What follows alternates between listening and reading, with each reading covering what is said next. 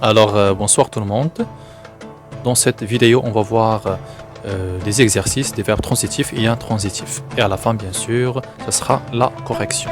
Donc, lisez l'ensemble des phrases que vous avez, mettez pause, essayez de faire l'exercice et rendez-vous juste après. Voilà, donc j'espère que vous avez fait les exercices. Donc, on va voir petit à petit. Donc, nous avons la première phrase et la suivante. Nous allons en France en décembre.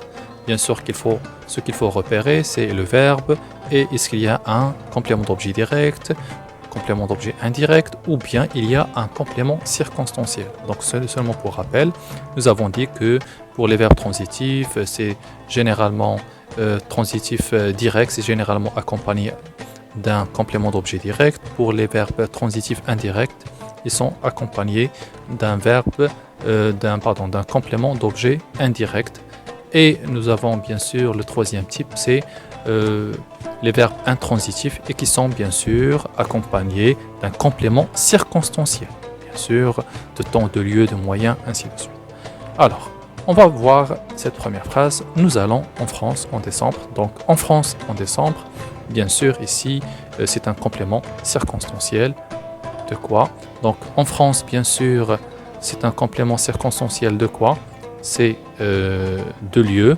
Et en décembre, c'est un autre complément circonstanciel de quoi? C'est de temps. D'accord? Donc, ici, on ne peut pas dire que le verbe aller, c'est un verbe transitif, c'est un verbe intransitif. Pourquoi? Parce qu'il n'admet pas un complément d'objet, mais il admet un complément circonstanciel de lieu et de temps. D'accord? Voilà, donc on va faire rapidement, vous parler de choses intéressantes. Donc nous avons le verbe parler, donc vous parlez de quoi? Donc vous parlez de quoi? Nous avons posé la question, donc de quoi? Donc automatiquement c'est un verbe transitif indirect. Pourquoi? Parce que donc vous parlez de choses intéressantes, donc c'est un complément d'objet indirect. C'est pourquoi faire parler c'est un verbe transitif indirect. Alors, l'autre phrase, elle sourit à ta sœur. Donc, elle sourit à qui?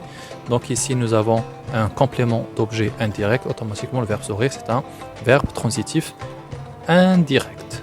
Voilà. Alors, on va voir. Donc, ici, nous avons le professeur conseille qui? Conseille ses élèves. Donc, ici, le verbe, c'est conseiller. C'est un verbe transitif, évidemment. Donc, c'est direct. Pourquoi? Parce que nous avons ses élèves, c'est un complément d'objet direct. Donc, le verbe conseil, c'est un verbe transitif direct. Ils voyageront en avion. Donc, ici, c'est c'est pas un verbe transitif. Alors, ils voyageront en avion. C'est un verbe.